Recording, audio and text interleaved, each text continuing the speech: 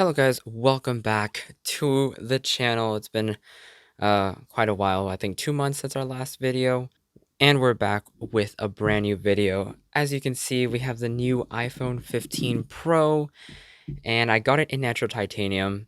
And before we even start, I just want to say, for those of you who are asking, why should I continue watching this video if I've already seen 1001 unboxings of this phone?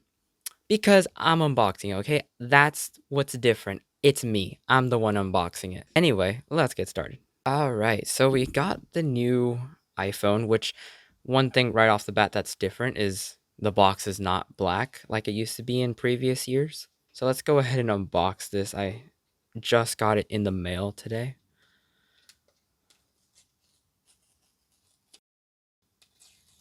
For the unboxing. So nothing at the top. And here is the brand new iPhone 15 Pro in natural titanium. You know I had to do it. So in the box, we have a nice USB to C braided cable.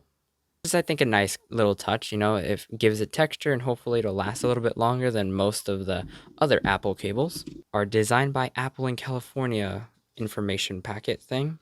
And we have our Apple troll stickers, as Flossie would say. Now we have, for the most satisfying peel, hopefully you guys can hear it over the camera, but before we do that, look at the gloss. I just love when you get like the brand new phone and everything's all shiny. And then here's the famous slash now infamous titanium frame, which has been very controversial in recent times.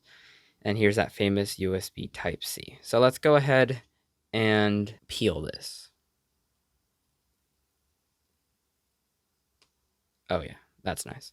Off the bat, I already feel that it is lighter, but it's not as light as people said it was going to be. It still has a little bit of heft, to be honest. Not as heavy as the iPhone 13 Pro, which is the one I'm upgrading from, and this is a D-brand sticker that's slightly peeling. So it is lighter, but it's not dramatically lighter where you would be like, oh, it loses its premium feel.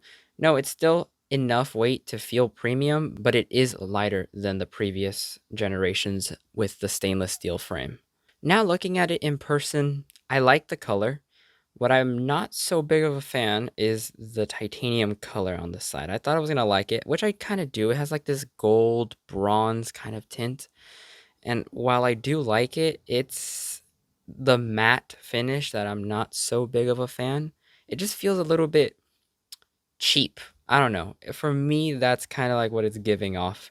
It kind of feels like this trying to be fancy plastic sort of look, and I'm not a big fan of that. But still not a big deal. I'll probably get used to it, especially since I'll be rocking a case. Given how the glass hasn't really stood the durability tests according to many, so I will be rocking a case. No more caseless iPhone, how I used to have it on my old phone.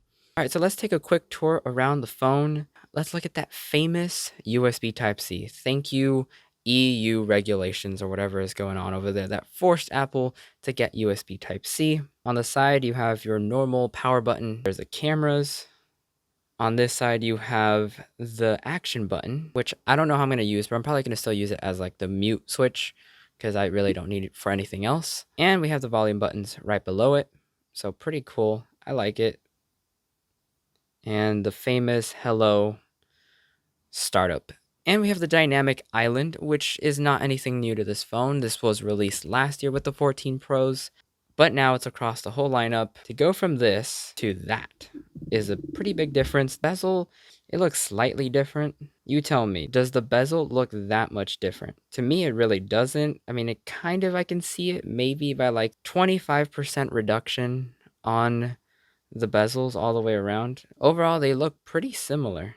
So one quick thing that I noticed off camera was, look at the flash on the 13 Pro, right? It takes up like the whole circle. Then you look at the 15 Pro and it's significantly smaller, that LED flash. But no one's ever said anything, so I just figured I'd say it because I saw it. I don't know. This is so strange to me. It's still so weird. USB-C on an iPhone. Who knew we'd be here, right? And another thing that I just noticed is that I forgot to buy a screen protector for this phone. And we all know how Apple is notorious for sensitive front screens.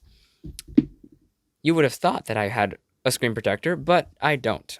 So, wish me luck while I find a screen protector to put on. Anyway, that was the end of this unboxing. It was just a quick little thing, and I just wanted to show off my new phone. Let me know down below if you guys are going to pick any of these new iPhone 15 Pros or 15 series of phones. I know that they're not like the biggest change in the world, but if you're upgrading from like a 2-year-old phone, a 3-year-old phone, it's going to be a pretty big difference, which is kind of like how it should be, because upgrading shouldn't be every single year, which is why I didn't get the 14 Pro, because I'm just like, there's literally nothing that I benefit from. But it changed with the iPhone 15 Pro that now has USB Type-C, which is something I really need because I record video and I want to be able to transfer all my data through one cable or one adapter, and I don't have to be switching it out for the lightning cable, special adapter for it and whatnot. It's just annoying when all of that could just be used with just one adapter. And that's the main reason why I got the 15 Pro. I'm not going to be upgrading this phone for a while, maybe like 2-3 years. Yeah, I got it for USB Type-C because I really need that. Anyway, that was the end of this video. I'll see you guys in the next one. We have a lot of videos coming up, so stay tuned for that. There's going to be back-to-back videos, so you're going to want to subscribe for that. If you do, that is amazing. Anyway, that's it for today. Peace.